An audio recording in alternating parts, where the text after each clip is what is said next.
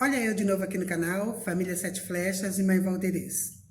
E logo já pedindo para que todos que for novo no canal se inscrevam, deixem seu like, seus comentários, ativem os sininhos de notificações. Isso ajuda bastante o canal, isso faz com que o canal cresça, isso faz com que o canal consiga alcançar muito mais público, né? Manda os vídeos do canal, o YouTube manda os vídeos do canal para muito mais público, tá bom? Muito obrigada. E hoje nós vamos conversar com um amigo querido, o pai Gabriel. Ele aceitou participar, dar essa entrevista para o canal e nós vamos conhecer um pouquinho do pai Gabriel, conversar um pouquinho com ele, tá bom? Vamos lá? Roda a vinheta?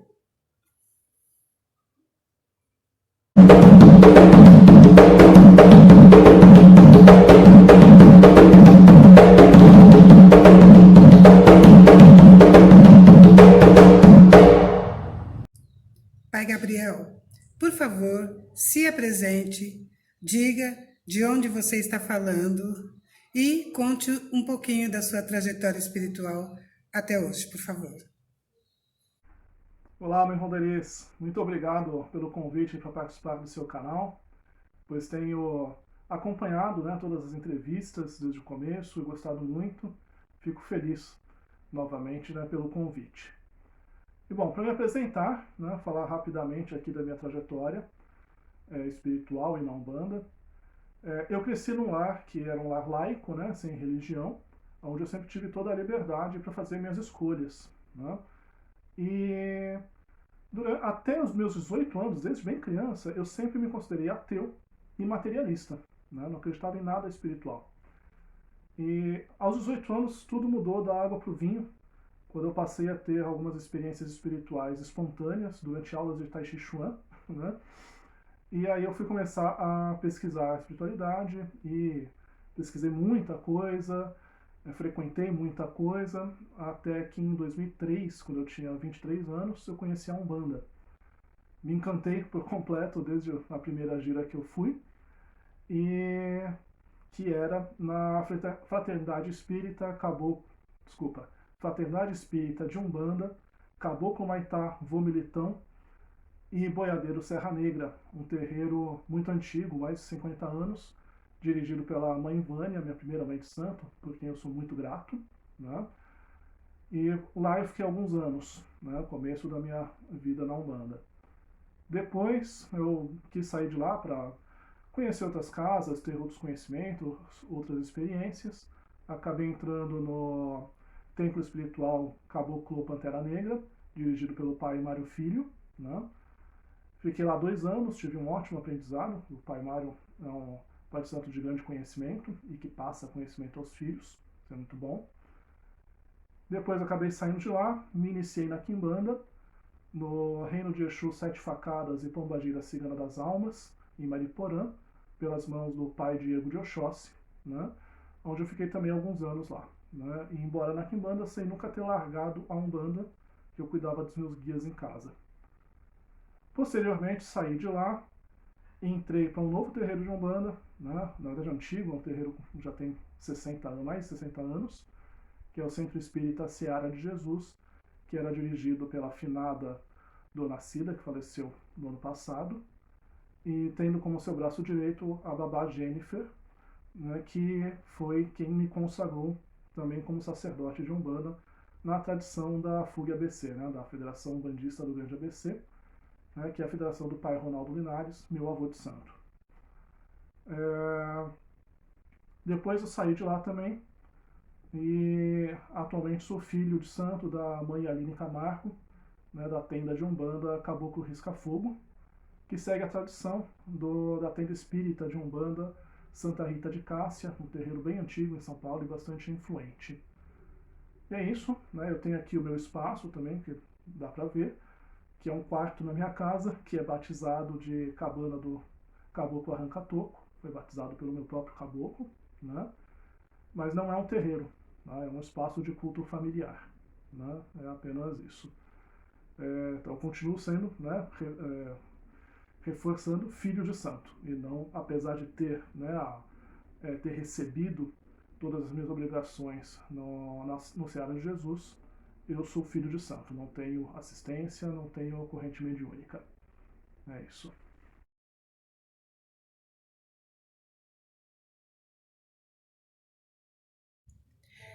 Sabemos que nos terreiros existem vários tipos de ciúmes.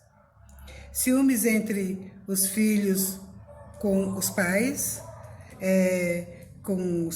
as mães, ciúmes também de cargos no terreiro, como ser ogã, se um é ogã, se o outro é cambone, se um é pai pequeno, se a outra é mãe pequena, etc. Existe muito disso nos terreiros, infelizmente existe. O que você acha disso? Bom, essa questão dos ciúmes, né, eu posso responder mais pela perspectiva de filho de santo do que de pai de santo. Tá? O que eu acredito é que o ciúmes é uma emoção natural do ser humano, uma emoção ruim, porém natural, e que só existe dentro do terreiro porque também existe fora. Né? É um fato da vida, a gente tem que saber lidar com isso. Né? Então, em menor ou maior escala, sempre vai ter ciúmes dentro do terreiro, isso é inevitável. Né? O que dá para fazer é criar que o terreiro seja um ambiente, né, propício para o seu desenvolvimento pessoal, espiritual, a sua reforma íntima. Né? E aí o exemplo vem de cima, né? Vem do dirigente, né? Do pai ou da mãe de santo. Né? Como? Primeiro, não demonstrando favoritismos a nenhum filho de santo. É claro que sempre vai ter uma proximidade maior ou menor com um ou outro, mas não pode ter favoritismo. Né? Coisa que acontece muito, infelizmente, mas não deveria. Né? Uma outra questão também é ter muitos critérios claros para o desenvolvimento dos filhos. Né? É muito comum em terreiro acontecer assim, eu já estou aqui há tanto tempo, ainda estou cambonando, o outro que chegou mais cedo já está atendendo. Né? Isso gera ciúmes. Né? Ou gera ciúmes, fulano agora é pai pequeno, é mãe pequena, né? Queria ser também, isso também rola demais. Então, como é que você pode combater isso?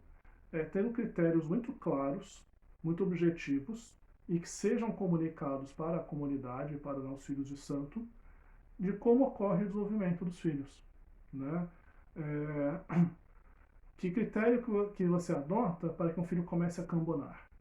Que critério você adota para que ele deixe de ser cambônio e passe, por exemplo, a dar passe? Que critério que você adota para que ele deixe de só dar passe e também dar consulta, e um dia ser coroado, e um dia ter algum cargo, como pai pequeno, mãe pequena, se houver cargos no terreiro. Né? Quanto mais objetivos forem esses critérios e quanto mais claramente eles forem comunicados, você vai ter menos incompreensão, vai ter menos ciúmes, porque as pessoas, teoricamente, pelo menos vão entender por que uns estão progredindo, né? E você cria um ambiente mais saudável. Não elimina totalmente, jamais vai eliminar totalmente os ciúmes ou qualquer emoção negativa dentro do terreiro, porque é algo natural do ser humano, e embora todos nós estejamos, né, buscando a nossa melhora, a nossa reforma íntima, a nossa evolução, como quiser chamar, ninguém aqui é santo, ninguém é mestre ascensionado, né? Sempre vamos ter essas emoções, seja ciúmes, raiva, inveja, tristeza, né? E então a gente tem que saber lidar com isso. Essa é a maneira que eu imagino que isso possa ser combatido. Deixa eu ver aqui, eu fiz uma colinha aqui, então estou vendo se eu esqueci alguma coisa. Tá? Mas não, exatamente isso, e só relembrando que não existe receita de bolo. Né? Eu estou falando algumas coisas aqui que podem ser válidas em alguns terreiros, podem não ser aplicáveis em outros. É apenas o que eu penso do que eu faria se eu tivesse um terreiro com uma corrente mediúnica.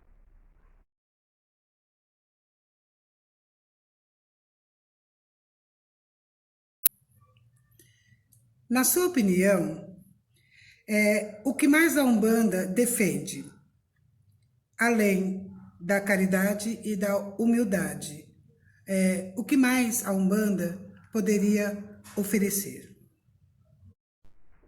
Bom, relação aos valores, né, que a Umbanda defende, ensina, vou primeiro falar da caridade, né, que você já mencionou, Mãe Valderez, porque é o princípio fundamental da Umbanda, né, que é a manifestação do Espírito para a prática da caridade. O que eu queria pontuar aqui é que caridade não significa somente participar uma vez por semana de uma gira para dar atendimento, né, com passe e consulta. Né? A caridade ela também tem que se expressar no dia a dia. Por exemplo, ajudando alguém que está necessitado, se você tem condições de ajudar, né, fazer aquilo que você pode.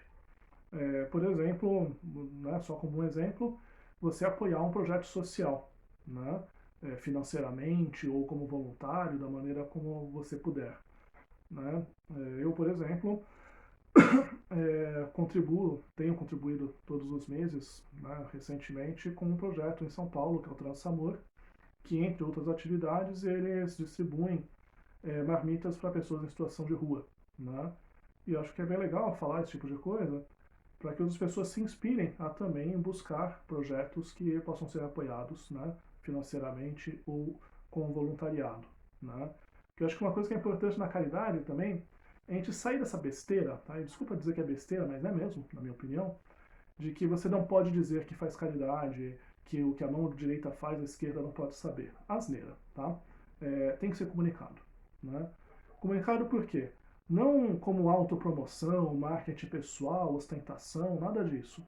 Mas é para inspirar outras pessoas a fazer a mesma coisa. Né? Então, por exemplo, quando eu faço uma doação para o Transamor, eu fiz nos últimos 2 meses, vou fazer agora de novo, eu comento com as pessoas. Né? Mas eu comento em que sentido? Ó, vê que projeto legal esse. Que tal você contribuir também? Esse é o objetivo. Então, existe um conceito chamado cultura de doação que no Brasil é muito pouco desenvolvido. Né? E uma parte para você estimular a cultura de doação é justamente falar das doações que você faz, tá? Para inspirar outras pessoas a fazer também. Então, essa é uma coisa. Agora eu queria falar de um outro valor que é muito importante, que é o valor da gratidão.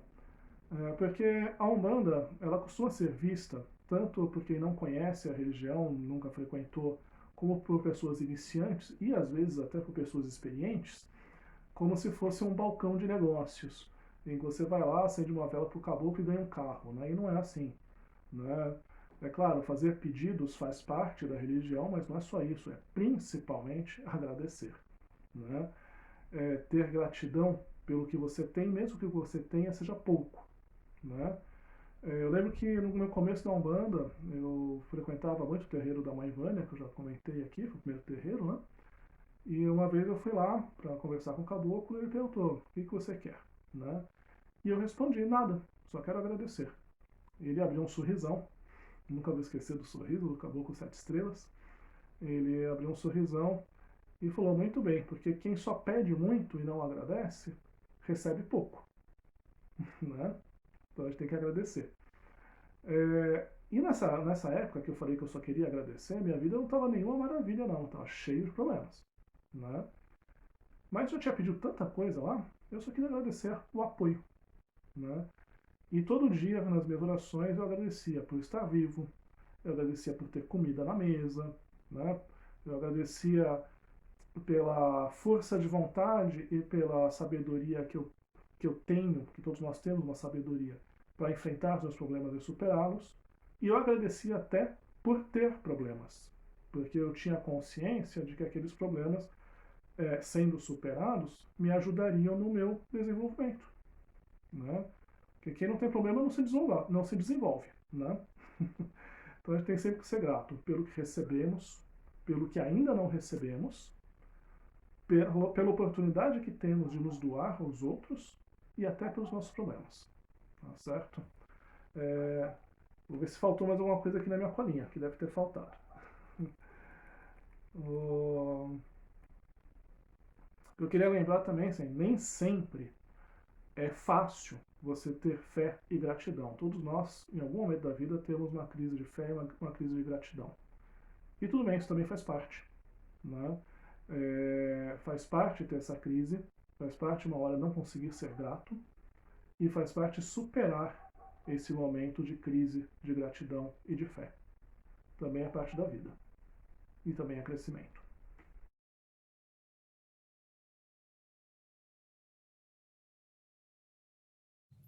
Pai, a vaidade na Umbanda existe, né? A gente sabe que existe. Mas quando ela vem do próprio zelador, da própria zeladora, a chamada vaidade espiritual, no que ela pode prejudicar e qual o conselho que você daria? Bom, a questão da vaidade é outra emoção natural do ser humano que sempre vai estar presente dentro de um terreiro em menor ou maior escala e que a gente tem que aprender a lidar com isso. O problema da vaidade exacerbada, principalmente quando vem do dirigente, é que isso muitas vezes, quando ela se descontrola, ela representa a queda do médium e, se for um dirigente, a queda do terreiro. Né? Porque o dirigente dá o exemplo. Se ele for excessivamente vaidoso, os filhos de santo vão se sentir estimulados a também ser. Os bons filhos de santo, que percebem que aquilo é errado, vão acabar saindo. E aí só vão ficar os vaidosos. E nisso o terreiro vira aquele circo de horrores que muitas vezes a gente vê quando frequenta, vai visitar algum terreiro ou em vídeos de YouTube. E aí que começa, é com a vaidade, na minha opinião. Né? Conheço um caso, vale a pena falar, de um médium, ele não era pai de santo, ele era muito procurado pela assistência, enfim, as pessoas gostavam muito dele, aparentemente era um bom médium mesmo, né? E isso acabou pesando na vaidade dele. E o que aconteceu? Ele chegou ao cúmulo de dizer que ele não tinha mais que pagar mensalidade para manter o terreiro. Ele tinha que ser remunerado pelo trabalho espiritual dele, porque ele levava muita gente para lá. Claro que ele acabou expulso e a Umbanda perdeu um bom médium. Porque mesmo que ele tenha ido para outro terreiro, que acredito que foi, deixou de ser um bom médium, né? Com uma atitude dessa. A não ser que depois ele bote a mão na consciência. Né? E isso tudo é muito pior quando parte do dirigente. Né? E isso faz a casa cair, faz o dirigente cair, isso faz com que guias de luz se afastem, faz com que as manifestações sejam muito mais anímicas, muito mais mistificação do que manifestações mediúnicas espirituais legítimas, ou até abre portas, né, para obsessores, zombeteiros. E aí o consulente vai lá, em vez de melhorar, ele vai piorar, e dali para frente ele vai aparecer em algum outro templo de outra religião, falando sobre como a Umbanda é a religião do diabo, chamando mãe de santo de mãe de encosto e todas aquelas coisas que a gente sabe que acontecem. Né? Então, nossa responsabilidade como médiums ou como dirigentes é nos precavermos contra atitudes como a vaidade excessiva para que isso não aconteça.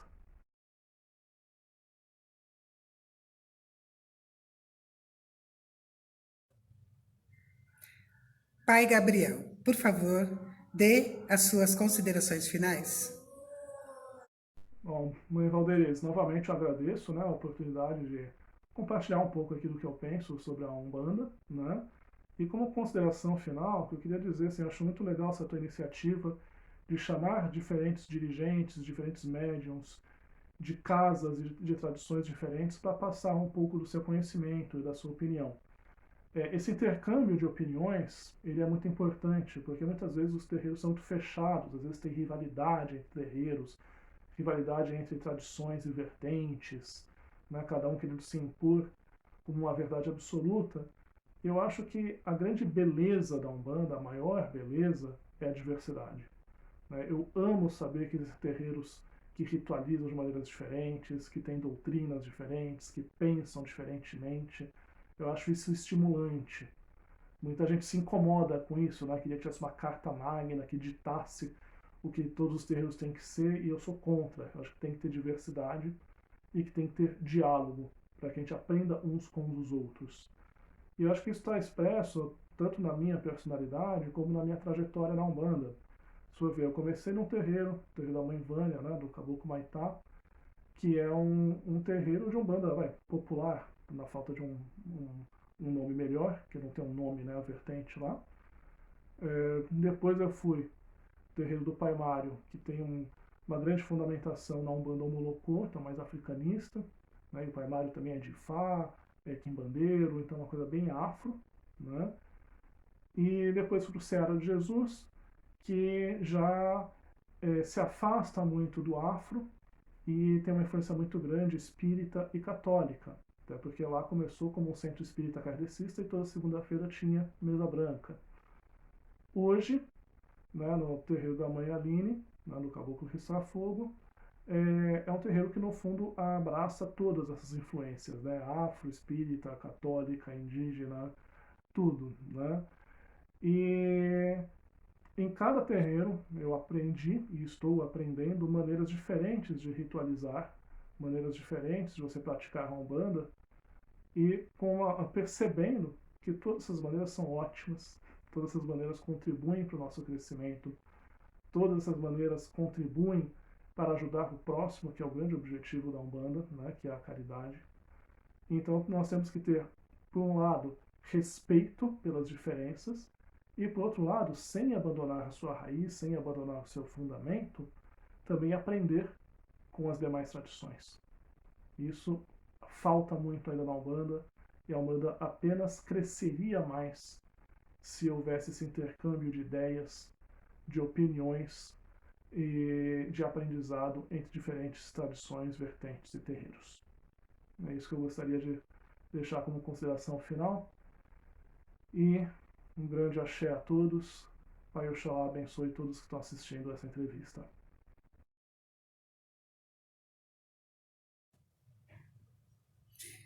Eu quero agradecer ao paizinho, pai Gabriel, por ter aceito esse convite, por ter dado essa entrevista para o canal. Muito obrigada, pai. Muito obrigada mesmo. Muito axé na sua vida e que Oxalá abençoe sempre. Muito obrigada. Axé para você.